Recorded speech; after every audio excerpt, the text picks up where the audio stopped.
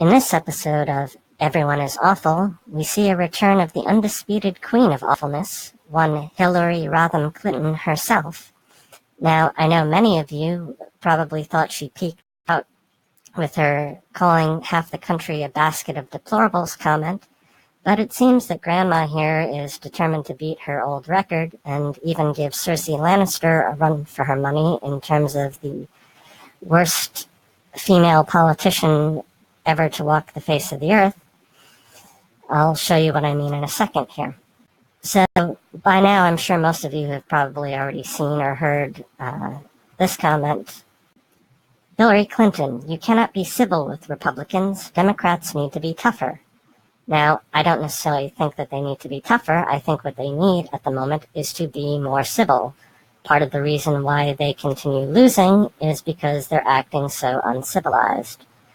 There's that meme that you've probably seen floating around where it's a picture of a number of, to assume, are young Black Lives Matter activists, probably Democrats and Hillary supporters, driving around in a car where everything is basically on fire, and it says that they blame Donald Trump for destroying America as they go off and destroy America. That's sort of what we're dealing with at the moment here. Hillary Clinton says the time for civility is over after the bitter and partisan fight over the confirmation of Supreme Court Justice Brett Kavanaugh. The former Secretary of State and 2016 Democratic presidential candidate declared that President Donald Trump has undermined the integrity of the nation's highest court. I'm not exactly sure how he's undermined the integrity of the nation's highest court. If anything, I would think that he's the one upholding the integrity of it. You know, this is very similar to back during the debates. There was that question of if it was determined that there was voter fraud, would you still respect the honor and integrity of the office of whoever your opponent was? And Donald Trump said, we'll have to wait and see and look into it. And Hillary Clinton emphatically said yes. And then, lo and behold, turns out she lost, and now she's the one calling for resistance and saying that it's an undermining of our democracy and it's all Russia's fault, it's all 4chan users' fault, literally everybody but Hillary Clinton herself for being so awful. That it's time for Democrats to be tougher with their opponent. You cannot be civil with a political party that wants to destroy what you stand for, what you care about.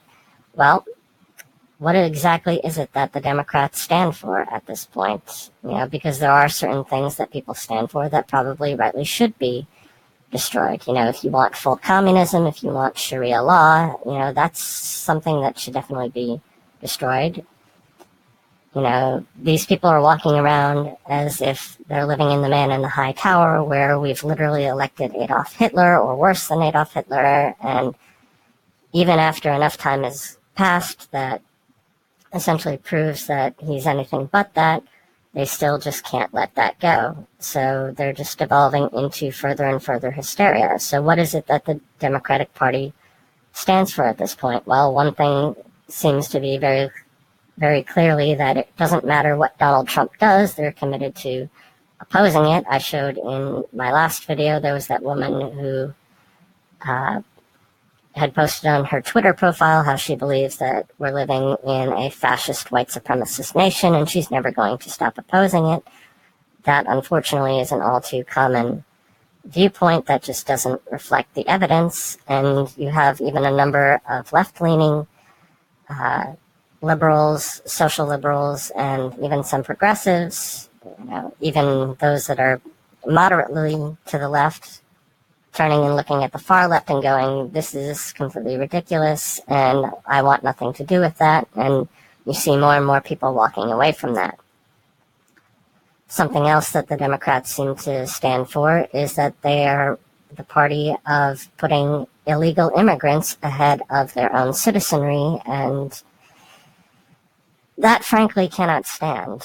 You know, that probably is an ideology that needs to be destroyed because you are being elected to govern the interests of Americans and native and naturalized citizens, people that went through the process and came here legally. and yet they're putting the interests of pretty much everybody else but their own constituents ahead of that. So I think that's something that probably should be destroyed.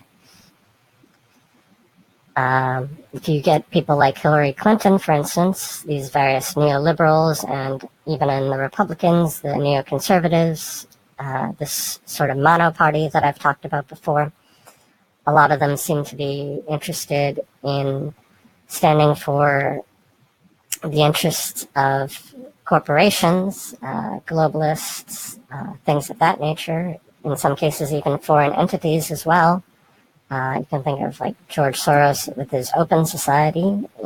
I think that's something that, if that's what you stand for, that should probably be destroyed.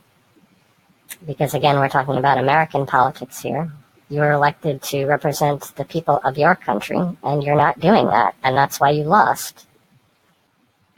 That's why I believe if we are fortunate enough to win back the House and or the Senate, that's when civility can start again. That is, frankly, a very terrifying statement, and she is essentially saying that she's going to hold the entire country hostage, and she's going to hold civility hostage until they get what they want. This is not... I know Larry King really likes her and voted for her, and I trust Larry King. Larry's a decent guy, and he says that he really likes Hillary Clinton, and he voted for her, and that one-on-one, she's a fantastic woman, and I'm more than willing to accept that she probably is one-on-one, but even he's come out and saying, when she makes public statements, she's just frankly awful and terrible, and this is further evidence of why.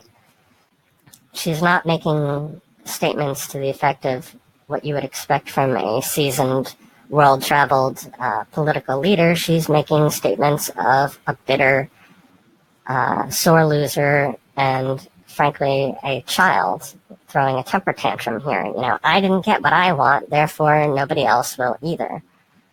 And unfortunately, as Stick, Sex, and Hammer has pointed out, she's essentially the face of the Democrats, and as long as she continues to be trotted out and make asinine statements like this, they're going to continue to suffer from bad optics, and they're going to continue to lose.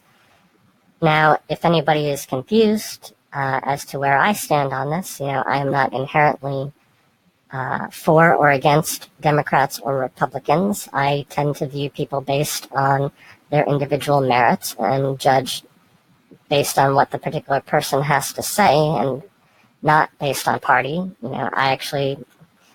I sort of regret this decision in hindsight, but I did vote for Barack Obama in his first run for office back in 2008. I didn't vote for him in 2012 because by that point he had already proven that he was not worthy of re-election. But you look at somebody like Obama and, say what you will about him, he at least has always been very civilized. I had written in an article talking about back during the transition of power that Obama gave great deference and respect to the office and was very civilized in handing off the torch to Donald Trump. And even he's come out at times and said, that these types of statements are not very helpful. So you can compare what he's been saying to what Hillary Clinton has said, and it's not surprising that she lost twice to him. I would much rather have him than someone like her in power. And then there are other Democrats that I think are pretty good, Andrew Yang, Michael Schellenberger, things like that. So that for me, this is not a partisan issue. It's about you saying these horrible, deplorable things. I think there may be an aspect of projection here where she sees authoritarians and deplorable people all over the place. Maybe she's really just talking about herself. Clinton said that Senate Republicans under Majority Leader Mitch McConnell demeaned the confirmation process and insulted and attacked Christine Blasey Ford. Now, I'm trying to avoid getting into that whole he said, she said thing. Frankly, I think everybody on both sides has been completely ridiculous and disgusting, so we're not going to get into the weeds on that one. It is possible that you can believe Ford and you can believe Kavanaugh. In fact, Donald Trump did just that. Everybody is always talking about, we should believe women, believe women. Okay, well, Donald Trump probably believed her enough that he was willing to grant her an FBI investigation surrounding her statements. He came out and did that press conference saying, we'll wait and see. I may be able to be persuaded on the issue. So it's not Donald Trump that's being insulting and demeaning to her and to the process. Clinton compared the handling of Kavanaugh's confirmation to Republican operatives shutting down the voting in 2000, the swift voting of John Kerry attacks on former Arizona Senator John McCain in 2000 Republican primary, and what they did to me for 25 years. Oh, woe is me, you poor, helpless victim. It's not that you ran a shitty campaign. It's not that you are a corrupt individual who uses identity politics as a wedge all the time. No, it has to be everybody else that's doing the horrible things. When you're dealing with an ideological party that is driven by the lust for power, that is funded by corporate interests, who want a government that does its bidding, you can be civil, but you can't overcome what they intend to do unless you win elections. Well, yes, you can't do what you intend to do unless you win elections. That's the whole point. And the fact that you lost the election is because you have a lust for power, you are funded by corporate interests, you want the government to do your bidding, and frankly, you can't be civilized about it. So, self-fulfilling prophecy right there. Clinton compared Kavanaugh's swearing-in ceremony at the White House on Monday to a political rally that further undermined the image and integrity of the court. Again, it's not Donald Trump that's undermining the integrity of the rally. It's people, these frankly screeching harpy protesters who are going in and shouting all these horrible things, calling him a gang rapist, and then they wonder why the president of the Senate then asks that they be escorted out of there. You have these vile individuals like Amy Schumer going, and you would think that Amy Schumer, being the daughter of a Senator Chuck Schumer, would have a little bit more class and tact about it, but no, she's right up there with Hillary Clinton in terms of being completely awful. Hillary told Amanpour the effect of the court troubles and saddens her because our judicial system has been viewed as one of the main pillars of our constitutional government. Yes, it is one of the main pillars of our constitutional government, and we have the separation of powers for a reason. We have the electoral process for a reason. Donald Trump has thus far honored all of these, and you have not. And again, that's why you lost. But the president's been true to form, Clinton added. He has insulted, attacked, demeaned women throughout the campaign, really for many years leading up to the campaign, and he's continued to do that inside of the White House. So people have talked about this extensively over the last 2 years. There's a difference between him being in rally mode / campaign mode versus when he's actually operating as a statesman.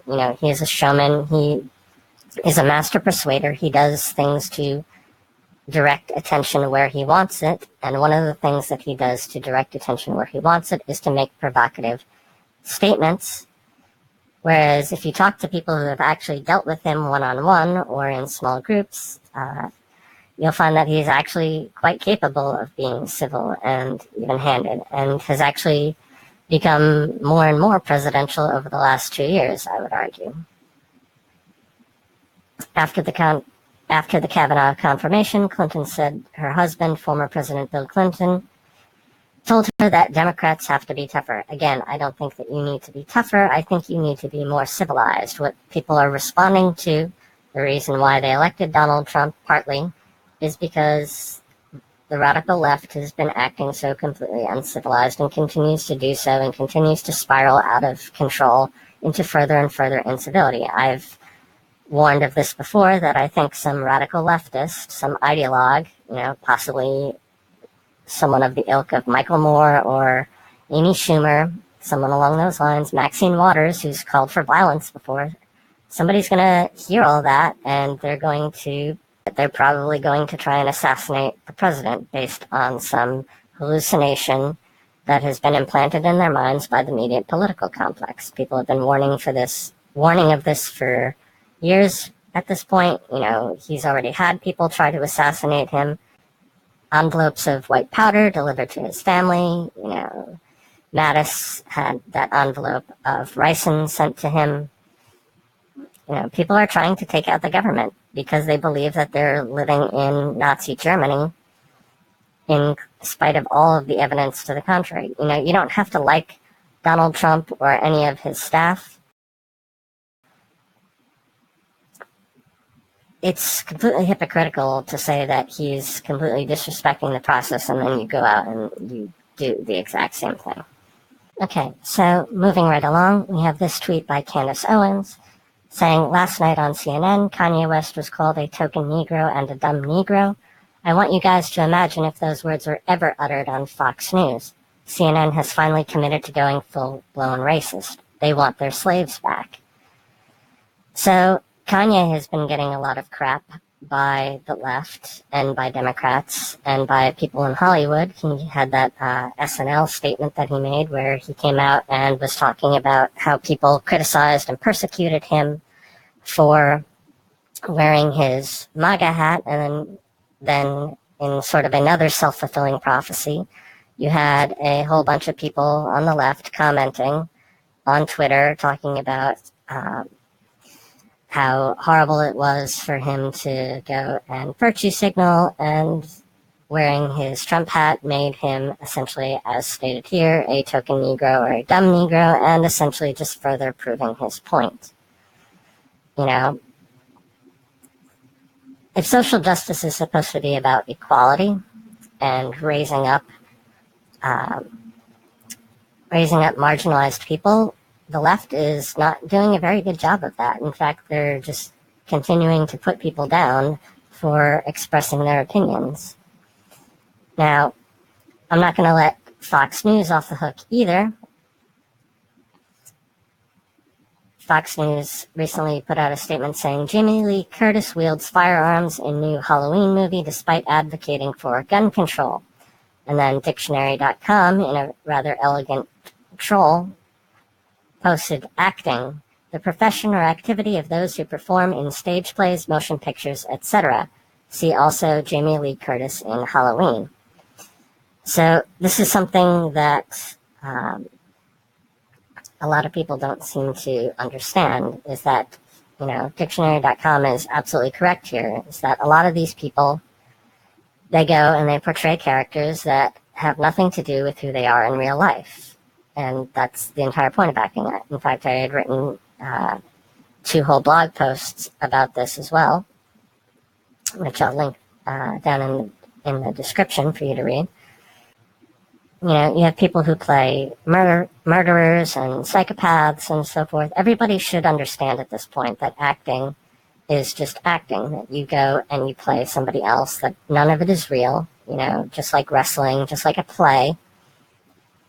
None of it is real. People expect that you go and you be somebody that you're not. So whether it's on the right talking about stuff like this, we're calling people out for being hypocrites, for playing the roles that have nothing to do with their politics, or it's people on the left talking about like Scarlett Johansson whitewashing or playing a trans character when she's not actually trans.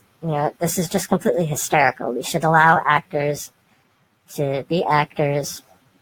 That's their entire craft. That's what they do.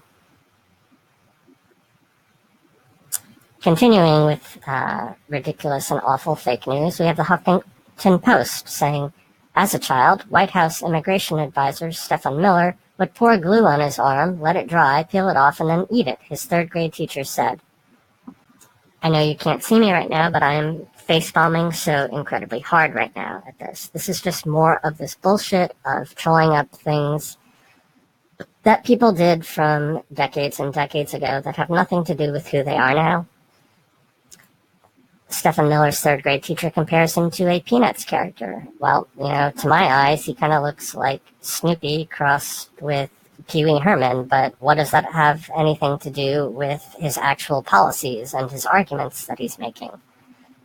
Just because Linus, when he was 4 years old, had a security blanket doesn't mean that now that he occupies a position in the White House, still carries around that same security blanket. People grow up, they evolve, they change over time. Should we be making articles talking about the things that Ariana Huffington did when she was 3 years old? Did she wet the bed when she was 8? Does that matter to anything that she's doing currently as an adult? No. People are just doing this to rally others up and to reinforce partisan tribalism. It's just these petty attacks, and pettiness is completely contemptible.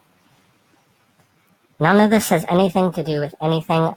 The fact that Huffington Post Huffington Post was already a rag and a ridiculous outlet to begin with, but this is just further confirmation as to why. I used to respect Ariana Huffington back in the early days of Huffington Post, but they and the entire mainstream media and even some of the, what Styx calls the missing link media, have just completely embarrassed themselves, and it's no wonder that Donald Trump has come out and led a charge against these people, and why more and more people are turning to outlets within the alternative media, if this is what we can expect from the mainstream. This is just completely shameful, and Huffington Post should feel absolutely terrible about this. Continuing in terms of the alt media, so we have this trans woman here named Carolyn Pettit. For those who don't know, she is the co-host of Feminist Frequency. Now, I have not actually met Carolyn Pettit in person, but I have talked to her briefly in chats, and even though I have my disagreements with her politics, her arguments, her views on the world, she is a fairly wonderful individual, as far as I can see.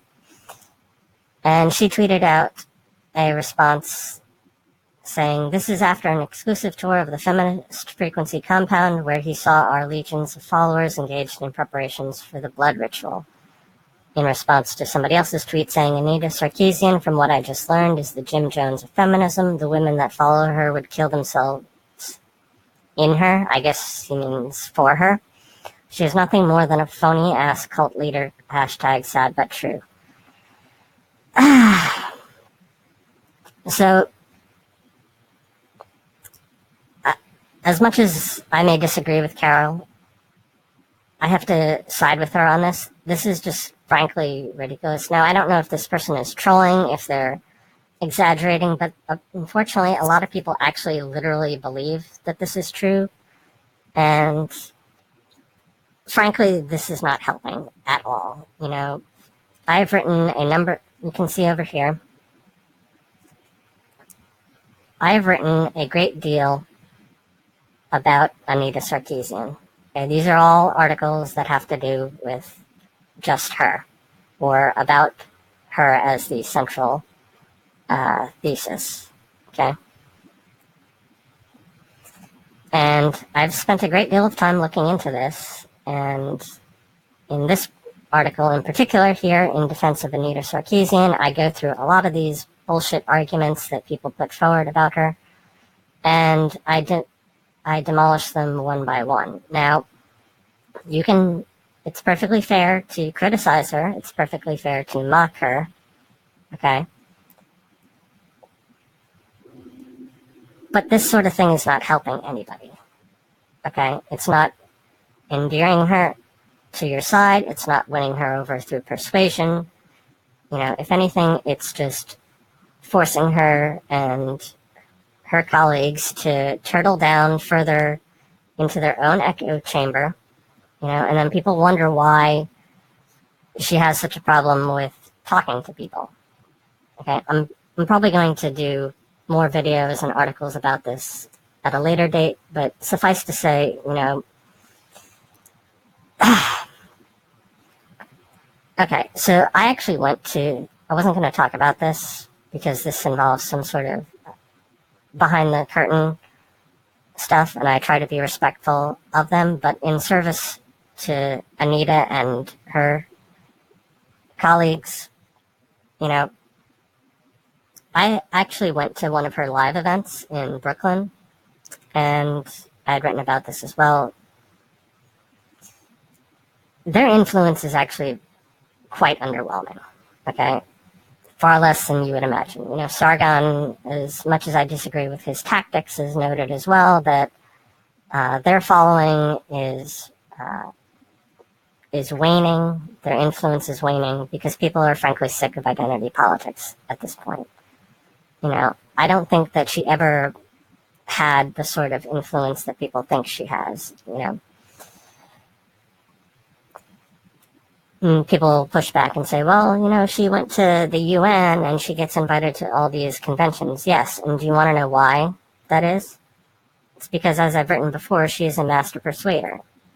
She understands psychology, and she understands how to utilize emotion to make her points. You know, she is trained in marketing. She does a little bit of acting, in some of her videos. You know, that's not to say that she doesn't genuinely believe what she believes, but, you know, she is a very skilled and talented individual.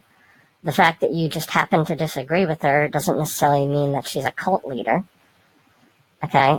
This idea that people would literally kill themselves for her is frankly outlandish and awful. And, you know, I have plenty of disagreements with Anita. I have plenty of disagreements with feminists and identitarians in general. But on an individual basis, you know, she really isn't that bad. She's not. Okay? So, in sort of a follow-up to what Larry King was talking about with in his interview with Dave Rubin, where he said that Hillary Clinton was good one-on-one, but just as terrible in public, I've sort of had the same view of Anita, that one-on-one, she's a frankly wonderful person. It's just that, as we saw at VidCon and in other instances, she just makes really dumb gaffes in public. You know, Ocasio-Cortez does this as well. I've written an article about her. One of my teachers a number of years ago had made this observation. He was talking at the time about the New World Order and the Illuminati and the global elites, saying that a lot of them, nobody really views themselves as the villain, but a lot of them are simply viewing the world through a different lens, through different experiences. And that's, you know, objectively we can determine whether they're right or wrong, but from a persuasion perspective, you know, he made the argument that if you were to sit down one-on-one with these people and you got the opportunity to ask them whatever questions that you wanted, and they had to tell you the truth, you know, what would you ask them? And I thought that was a very interesting intellectual exercise. And Larry King and Dave Rubin, in their discussion, talked about this a little bit as well. Dave Rubin asked Larry King, you know, what would he ask bin Laden if he got to interview him? And Larry King's response was he wouldn't talk about the bombings, at least not at first. He would ask about his childhood and why he decided to leave such a family of wealth and privilege to go and do what he did, and to really dig down and to understand the man before he could understand the motivations that led him to do what he did. I've thought long and hard what I would do if I had the opportunity to talk to people like Hillary Clinton or Anita Sarkeesian, and what sort of questions I would ask them. You know, I try to do this little mental exercise. If I could only get one question out of them, because let's be honest, even under the best of circumstances, if they were willing to meet with me, they probably wouldn't want to meet with me for very long, so I would likely only get one question to ask. I'm not really sure what I would ask about Hillary Clinton. But Anita Sarkeesian, if I had one question for her, it would probably be something along the lines of, you know, why is it that people at the moment are so obsessed with identity. Why do we put so much stock into what people's sex is, what people's race is, what their ethnicity, their orientation is? And the reason I would ask that particular question of her is because it sort of drives at the fact that this is really only superficial, that it has nothing to do with who people actually are. And I think she understands that as well. In fact, I would argue that that is a major point that she herself tries to make, is that, you are more than your race and your gender and your orientation. I don't think she necessarily lives up to her own ideals, but then does anyone really? So I'm going to leave you with that. If you were to meet with your enemies, what is the question that you would ask them? A lot of people I know would do this the wrong way. They would immediately start out asking questions about this, that, or the other scandal with Hillary and be like, why is your husband such a rapist? Or, why didn't you do more in Benghazi? Or with Anita Sarkeesian, it would be stuff like, why are you such a radical ideologue? These types of questions are not productive. So they're just going to further alienate people. So I want people to think about better ways in which they can interact with people that they disagree with. Because again, civility is not over. If anything, we need to be more civilized, and we need to be more understanding of what drives people who think and act differently than we do. That's the only way that I can see that we're ever going to heal the division in this world.